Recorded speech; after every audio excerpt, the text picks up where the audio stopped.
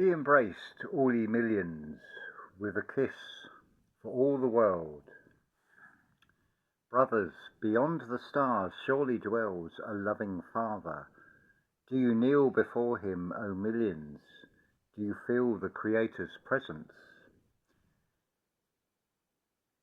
Seek him beyond the stars, he must dwell beyond the stars. Those are the closing lines of Schiller's Ode to Joy, set by Beethoven to his Ninth Symphony. That's just an opening prelude. I must apologise. It's been, I think, a good 6 months since I've created a video for this channel, although I have periodically added to the various playlists all around the theme of the German symphony, so do check out the playlists of this channel. I was inspired by a friend, Steve, who to talk about something I feel very passionate about, and what better time than 2024, because 2024 marks the 200th anniversary of Beethoven's 9th Symphony in D minor. It also marks the birth bicentenary of the composer Anton Bruckner, who also wrote a 9th Symphony in D minor. But the coincidence, the similarity of the theme, the 200th anniversary in both cases, it doesn't just stop there. When you consider Beethoven and his era, if you listen to that finale of his 9th Symphony, the so-called choral symphony, more correctly it is a symphony with choral finale, but the fourth movement starts with reminders of the first three movements, which are separated by a sound, you'll have to forgive me, of da da da da da da da da da. It's almost as if there's an idea and no, we've tried that, we'll go back to basics and start again. So it gives you the first movement theme, that recapitulates, and then you have a reminder of the second movement theme, and then the third movement theme, and then you come into the fourth movement proper, which begins with the human voice. Something very revolutionary to do things in a new way. It reflects the evolution of humanity to go in a very individual way. It is very much of its time and a huge influence ever since. It stands out amongst the symphonies of what are called the great composers. Bruckner was well aware when he commenced his 9th Symphony that it was in the same key of D minor. It was a favourite key of Bruckner's. Two previous symphonies had already been written in that same key. Likewise with the Beethoven Symphony, taking you or guiding humanity through a commentary of art where humanity is stepping into a new era, as it were, and reflecting that in sound and with words, with the Ode to Joy. Incidentally, that is the very thing that you owe yourself, the Ode to Joy, to be able to find that within inside yourself. Beethoven is expressing and showing humanity the true potential of the human spirit to be able to do things in a new way.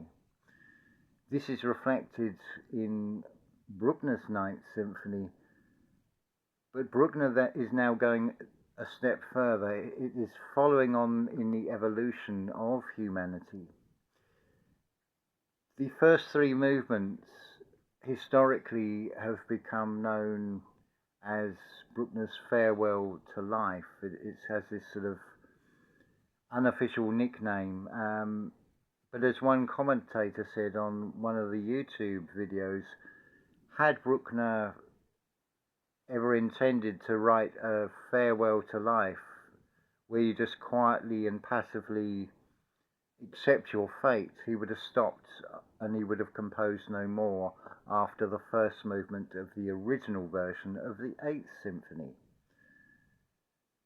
The problem has been that it was put out into the public mind that there was only fragmentary sketches of this finale of Bruckner's Ninth Symphony.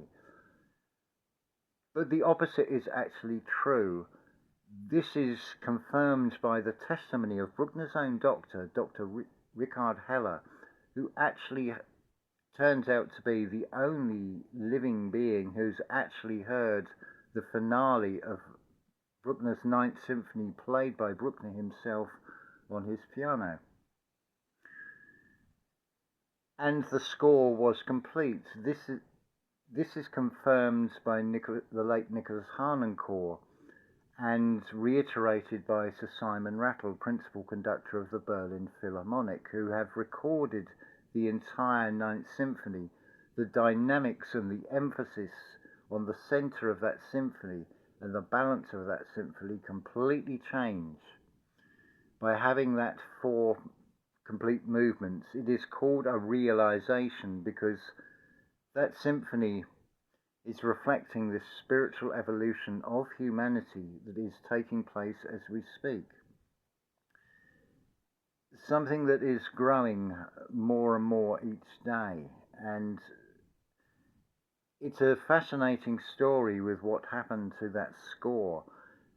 The week after Bruckner's death, which occurred roughly about between 3 and 3:30 in the afternoon of the 11th of October 1896, it was a week which was a free-for-all for souvenir hunters to take personal artifacts of Bruckner, and sadly the critical coda of that Ninth Symphony went missing. But it was complete. It just needed what is called the finishing touches, the adding the orchestration, the instrumentation, but all the themes and everything were there. It has been reconstructed through the tireless and diligent work of Dr. John A. Phillips, and also in collaboration with 3 other composers between 1983 and 2012. It is very much in this 4th movement, this finale of Bruckner's Ninth Symphony, it is totally otherworldly. It is beyond the grave, as it were. It's describing what comes next. It is a story of the prodigal son returning home, effectively. It starts with that tremolo string sound that Bruckner used in many of his symphonies. Then it opens up to what is described as the crucifix or the cross theme, the 1, 2, 3, 4, 1, 2, 3, 4. And you can count very easily with Bruckner symphonies in cycles of 4 and 8. The numbers play into this. Originally, just as a side note here, there was a 48-minute video I made that talks about what I've talked about so far and expands upon that in the esoteric, which I've put on the main channel. I'll put a link to that in the description. But I feel I could hive off the more art side of things, but also bring in the numerology. The number 9, for example, is about completion. That finale of Bruckner's Ninth Symphony is that period you go through where spirit and matter separate. You have that life review. That's why encoded in that symphony are the Te Deum references to both the 8th and more particularly the 7th Symphony, which was really the sort of high point of Bruckner's life. In many ways, he represents the struggling artist whose calling overrides everything else, and they go through lives with very little recognition. It wasn't until the age of 60 that Bruckner started to get any recognition. But when we consider his Symphony Number 8 is dedicated to the Austro-Hungarian Emperor Franz Joseph II, consider that you can't just dedicate a symphony to the sort of head of the nation without having to get permission first. By this stage, Bruckner had started to move in the more influential circles. I would suggest this is also reflected in his final home, the Belvedere Lodge, which was given to him rent-free in the last year of his life, where after his deterioration in health had prevented him from using the stairs. It's interesting as well that during the composition of this Ninth Symphony, when we get into the period where he's working more towards composing this finale, that his health deteriorates so rapidly that he has the last rites read to him 3 times. I feel that it was a necessary experience which empowered Bruckner to then write this 4th and final movement that is describing in sound, in pure sound, what cannot be expressed in words about what comes after death. No one can actually go there and come back and tell you. There are many who have had near-death experiences, including myself. But to be able to come back, the clue is in the wording. It is near, it is not actual. It's as close as you can get without severing from spirit from matter. And I feel that's why Bruckner had to go through what he had to go through. We also have to consider this from the perspectives that Bruckner is coming from. If you are unfamiliar with his music, it may sound disjointed, but consider he is writing from the perspective of an organist, and organ playing requires the pulling out and pushing in of stops on the side panels of the organ keyboard. There is also the perspective of him being a devout Roman Catholic, and in some ways the lower conscious side of this being could say, why Bruckner? Why does Bruckner communicate the strongest to me? That is because we're in a realm of duality, of perceived polarities. So it would actually make sense that I can hear things, but I can also appreciate the perspective Bruckner is giving. So that opening of that 4th movement of his 9th Symphony, called the Cross Theme, it is basically the way he could express it as following the biblical narrative of a resurrection. And if you consider also the terminology used for this 9th Symphony, it is called a realization. But going back to that week after Bruckner's death, effectively what you have there is a crime scene. It has deprived humanity of Bruckner's authentic, complete manuscript of that finale with the coda as he intended it.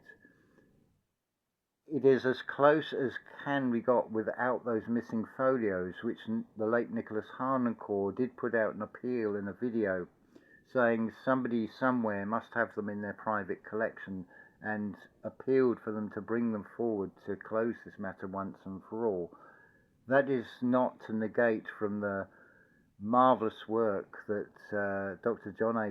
Phillips has done in realising this symphony. There are other composers who have also given their interpretations, but to me, and this is only a personal opinion, but this one feels the closest that we're ever going to get.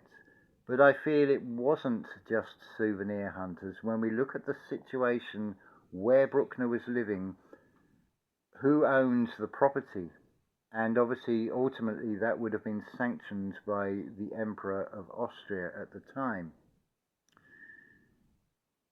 So the circle that Bruckner is moving in, I feel that there are those within that circle, and I could point a finger at the 2 Scholk brothers, because I can't remember it's Franz or Joseph was the one to put the idea that the fourth movement was just fragments, which for close on 80 to 90 years before it was sort of beginning to be accepted and record companies were able to record this realized finale. So it's no longer just something in text, it now exists, and my perspective is that it is showing you what comes beyond the grave in only a way that music can, that cannot be put into words. I would go as far as to say that the Michelangelo painting in the Sistine Chapel, where you've got the outstretched finger of God and the outstretched finger of Adam, who is quite laid back, if you notice that, if you look very closely, those two fingers are not actually touching. That is saying there is nothing between you and the Creator. Bruckner ultimately, I feel, would realize this when he's taken that step through, and effectively he is dedicating that symphony to himself, because it all comes from within one's self. But likewise, I can claim to be the dedicatee of that symphony.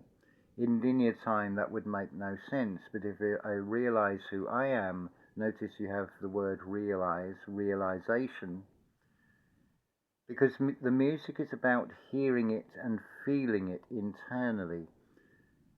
I could point to a scenario if suddenly the room that you're in went pitch black, the lights went off, and there's no light at all in that room, how the eyes would become of no use as an external sense. You would have to feel your way with your hand to find the light switch, or to find the door to let the light back in. So your hands would become your eyes. Likewise, your ears, what you hear in a piece of music, internalize where you are feeling that. So why Bruckner? Why does Bruckner speak so much to me?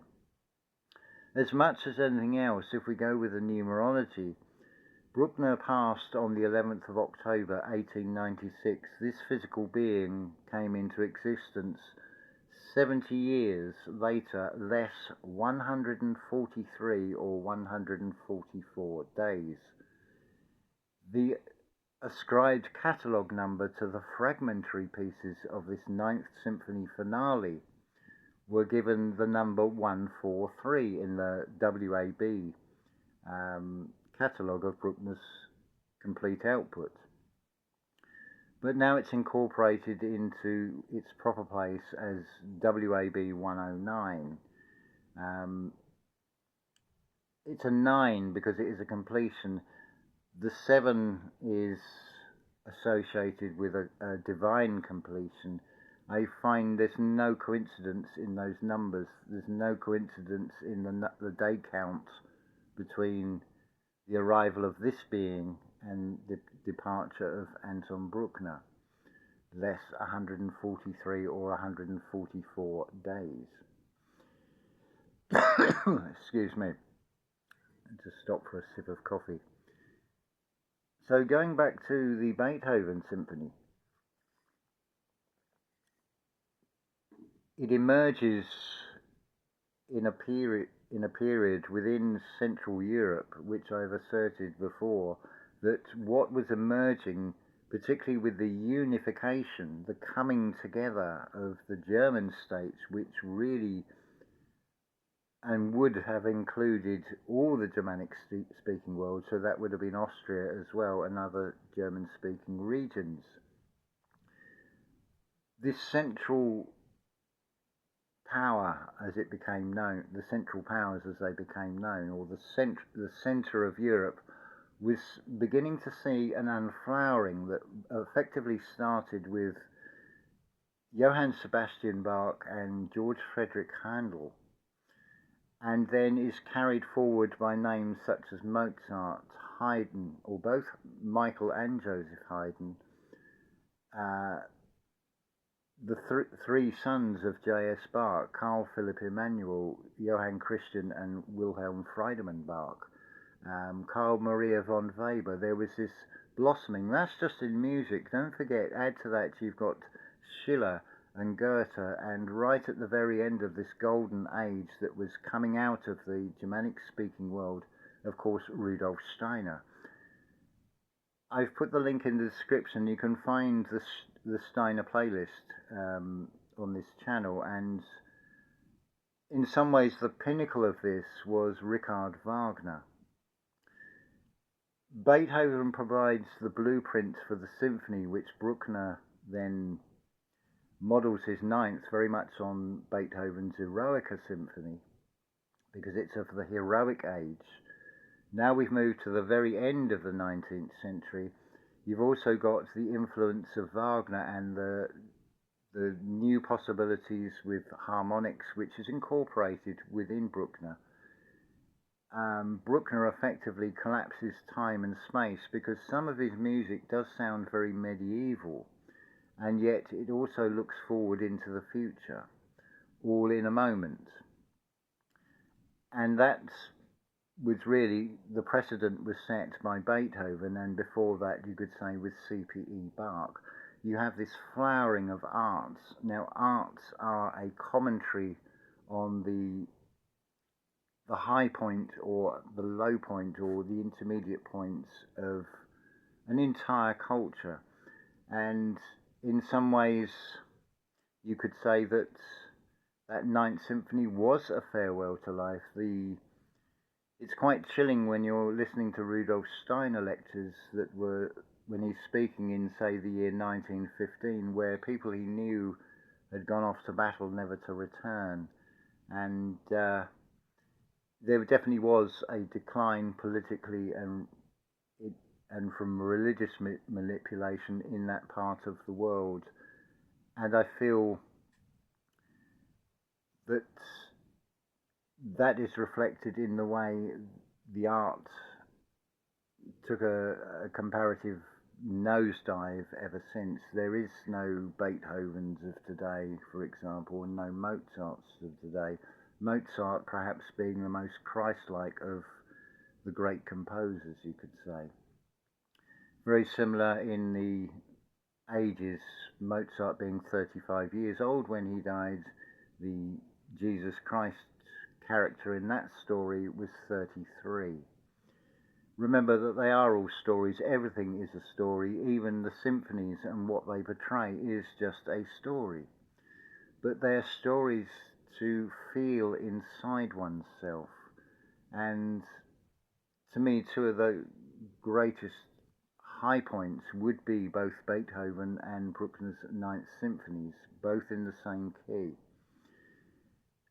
And what better year to talk about this when the 9th Symphony of Beethoven is 200 years old. Bruckner was born 200 years ago. This is just a little side dish, shall we say, that it's to help enrich your understanding of the music and how to approach listening to the music as much as anything else. The more you put into something, the more you get out of it. So reflect on when you're hearing or any music, reflect how it is feeling inside you, because you are an integral part of it. You are playing a role of the observer or the listener, but that is the whole purpose of art, is it not? It is an external expression of something going on internally, and you can see this theme in all art. It's questionable what we would class as art. Some say there are 7 arts, some say there are 9, including film and photography. I would agree that there is an art in that, because there is an art in everything, but certainly there are those that have a photographic eye and can take an almost perfect picture. The composition of the picture can be appreciated, and it's something that I couldn't do for a start. I don't have that photographic eye, but it's not a feeling of lack either, because I feel what I can perceive in things, and I don't believe in such things as coincidences. I do believe in coincidences when you look at the definition, and because the definition is when a series of things happen, there seems to be no apparent connection. Well, apparent, it's happening in the unseen, it is this unseen force. So whether you have got used to and in a comfort zone of listening to Bruckner's 9th Symphony as just three movements and just a farewell to life, consider with your own life, to put it in Alan Watts' words, do you want to go out with a whimper, or do you want to go out with a bang? Is it better to have a short fulfilled life or a long unfulfilled life? That is where your free will comes in, but I feel there is huge benefits that to oneself that comes through in the vibration we call sound, and expressed through the symphony. And they are things that interest me, they are things that draw me, they are things I am passionate about. So it's something that's inside me, so I feel it's something, this is right for me to pursue. I don't see the coincidence in the number of days, but short of 70 years between the coming of this physical being and the passing of Anton Bruckner. The 143-144 theme, I acknowledge there's a numeric code in that.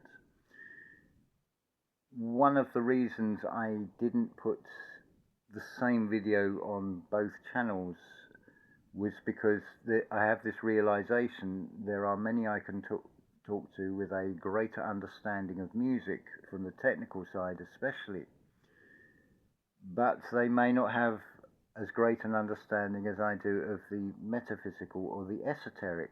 So it's difficult to speak, although it's all in English, it is very difficult to speak in a language so the greatest audience will hear. So that is why I've given more of an artistic perspective to the video on this channel as opposed to the one on the main channel.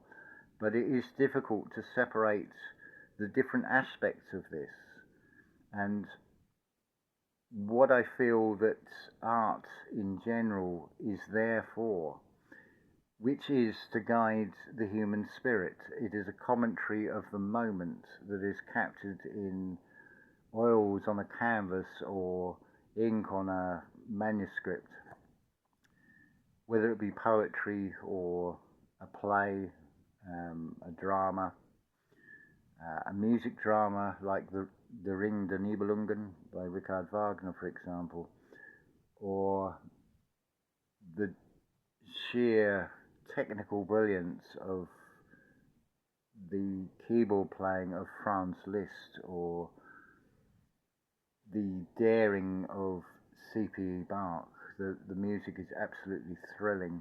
It's down to personal taste, obviously. You may or may not agree with anything that I say, but I invite you to listen to any piece of music and be able to hear it internally, not just with the physical ears, but what is coming out from within you. What else can you see? Is there, if everything is a reflection, what is it that is being communicated back to you?